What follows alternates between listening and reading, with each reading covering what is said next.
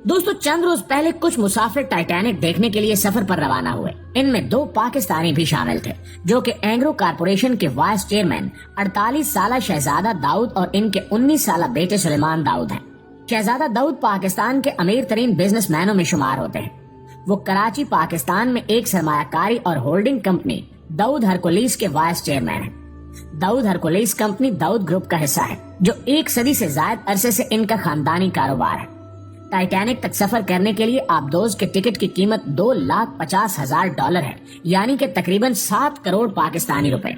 अब पाकिस्तानी बाप बेटे ने इस सफर के लिए तकरीबन 15 करोड़ रुपए लगा दिए। इससे इनके माली हालात और कारोबारी कामयाबी का अंदाजा लगाया जा सकता है। टाइटैनिक देखने के लिए इन्होंने टाइटन नामी सबमरीन के टिकट खरीदे। ये आबदोज 22 फुट लंबी है और इसकी ज्यादा से ज्यादा कैपेसिटी सिर्फ 5 लोगों की है।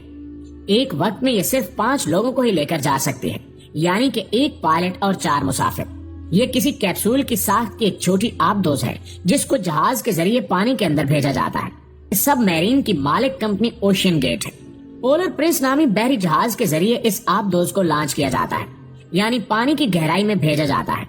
ये सबमरीन 13,000 फुट तक की गहराई तक सफर कर सकती है। आज इस पर पूरी दुनिया की नजरें हैं कि इसका क्या बनेगा।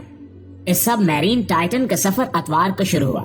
प्लान के मुताबिक ये सफर 10 से 11 घंटे बाद खत्म हो जाना था और इस आबदोज को टाइटैनिक के खंडरात देखने के बाद वापस सतह समंदर पर आ जाना था। आबदोज को टाइटैनिक तक पहुंचने के लिए 2 घंटे लगते, मगर वहां तक पहुंचने से 15 मिनट पहले सिग्नल दिया गया कि यहाँ कोई मसला है। समंदर के अंदर जाने के 1 घंटा 45 मिनट बाद इसका राब्ता अपने जहाज से खत्म हो गया और तब से इसकी तलाश जारी है। बुध के रोज पेश की जाने वाली रिपोर्ट के मुताबिक इस आबदोज में सिर्फ कुछ ही घंटे की ऑक्सीजन बाकी रह गई थी और इन इतलात के मुताबिक आज जुमेरात को 4 बजे तक वो ऑक्सीजन सप्लाई खत्म हो जाना थी। इस आबदोज से राब्ता खत्म हो चुका है और अब अंदाजे के मुताबिक माहिरीन रिपोर्ट्स पेश कर रहे हैं कि कितनी ऑक्सीजन बाकी होगी।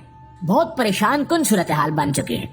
एक तो ये अंदाजे के मुताबिक न सिर्फ ऑक्सीजन की सप्लाई खत्म हो चुकी है, बल्कि अगर हम उम्मीद रखें कि ऑक्सीजन अभी बाकी होगी, तब भी मुमकिन है कि ये सब मुसाफिर ऐसी जगह पर फंसे हुए हों जहाँ मुकम्मल अंधेरा है और इस सूरत हाल में इनको पैनिक अटैक्स भी हो सकते हैं, यानी कि ऐसी सूरत हाल में शदीद खौफ के बायस इंसान को दौरे पड़ने लगते हैं। इन अटैक्स की वजह से जिस्म ज्यादा ऑक्सीजन इस्तेमाल करता है और एक मसला ये है कि जिस गहराई पर ये आबदोज सफर करने के लिए गई थी, इस गहराई पर समंदर की तह में बहुत ज्यादा ठंड होती है। इस तरह की जगह पर मुसलसल रहने से लोगों को हाइपोथर्मिया की बीमारी हो सकती है, यानी कि शदीद ठंड की वजह से इनका जिस्म गलने लगता है। शदीद सर्दी की वजह से ऐन मुमकिन है कि वो लोग हाइपोथर्मिया का शिकार हो गए हों। दरअसल सरकारी एजेंसियां इस कदर गहराई पर ऑपरेशंस नहीं करती, जिस वजह से इतनी गहराई में फंसे लोगों की मदद करने का तजुर्बा भी न होने के बराबर है।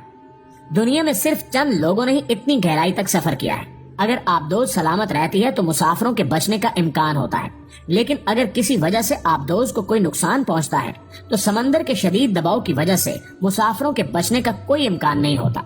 जैसे जैसे ऑक्सीजन का लेवल कम होगा, ये मुसाफिरों के लिए सांस लेना मजीद मुश्किल बना देगा।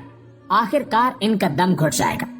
अब जबकि इनकी ऑक्सीजन की सप्लाई भी रिपोर्ट्स के मुताबिक खत्म हो चुकी होगी, तो मुसाफिरों के बचने का चांस तकरीबन 0 है। नाज़रीन ग्रामी, इस आबदोज को ढूंढने के लिए ऑपरेशन जारी है। मुसलसल 4 दिनों से इन्हें तलाश करने की कोशिशें की जा रही हैं, लेकिन अभी तक इस आबदोज की सही लोकेशन भी मालूम नहीं हो सकी। सोनार डिवाइसेस इस्तेमाल किए गए हैं, जिनसे समंदर के अंदर की आवाजें डिटेक्ट की जाती हैं, लेकिन अभी तक इस आबदोज की सही जगह मालूम नहीं हो सकी। पहले इस आबदोज को डिटेक्ट किया जाएगा, यानी इसकी सही लोकेशन मालूम की जाएगी, और इसके बाद इसको वापस साले समंदर तक लेकर आना एक अलग मुश्किल मरहला होगा। मसला ये है कि दुनिया में बहुत कम ऐसी आबदोजें हैं जो इतनी गहराई तक सफर कर सकती हैं, जितनी गहराई तक टाइटन गई है। अब इसको रेस्क्यू करने के लिए ऐसी ही आबदोज चाहिए जो कि इतनी गहराई तक जा सके, लेकिन चूंकि इनकी तादाद बहुत कम है, इसलिए इसे तलाश करने में परेशानी का सामना करना पड़ रहा है। और अगर इसकी सही लोकेशन पता कर भी ली जाए तो ऐसा सामान लाना पड़ेगा जो कि समंदर के अंदर भेजा जाए और वो इस आबदोज को जंजीरों के जरिए वापस निकाल सके। कोशिशें जारी है और मुसाफिरों के अहले वतन और खानदान इनकी वापसी के लिए दुआ गो है। दोस्तों, अब तक कई लोगों की तरफ से ये सवाल भी उठाया गया है कि अटलांटिक ओशियन में ये वो जगह है जहाँ टाइटैनिक भी डूबा और अब ये आबदोज भी वहाँ जाकर गुम हो गए और इसका राब्ता भी खत्म हो गया। तो सवाल ये है कि वहाँ ऐसी कौन सी कुव्वत है या ऐसी क्या चीज है कि जहाँ जाकर जहाज डूब जाते हैं और इनका राब्ता खत्म हो जाता है। اس سے پہلے سائنس نے جو بلیک ہول اور برمودا ٹرائینگل دریافت کیے ہیں، اس طرح کی کوئی دلچسپ کہانی یہاں بھی شروع ہوتی نظر آتی ہے، جس سے وقت کے ساتھ ہی پردہ اٹھے گا۔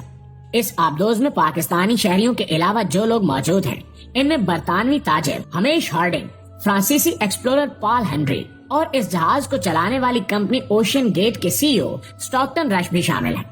برطانوی تاجر ہارڈنگ ایکشن ایویشن نامی کمپنی کے چیئرمین ہیں، جو بین الاقوامی کارپوریشنز، سربراہان مملکت اور تفریح اور کھیلوں کی صنعتوں سے وابستہ لوگوں کو پیارے فروخت کرتی ہیں۔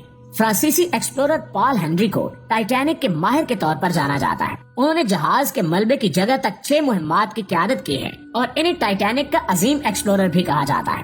اسٹاکٹن رش اوشین گیٹ کے سی ای او لاپتہ ٹائٹن مہم کے پائلٹ ہیں۔ دوستو، اس موقع پر جبکہ ٹائٹن کی تلاش جاری ہے، ایک رئیس نامی شخص کی طرف سے ٹائٹن کے سفر کے بارے میں رائے سامنے آئی ہے۔ وہ پہلے 4 بار ٹائٹن سب میرین میں سفر کر چکا ہے۔ اس کا کہنا تھا کہ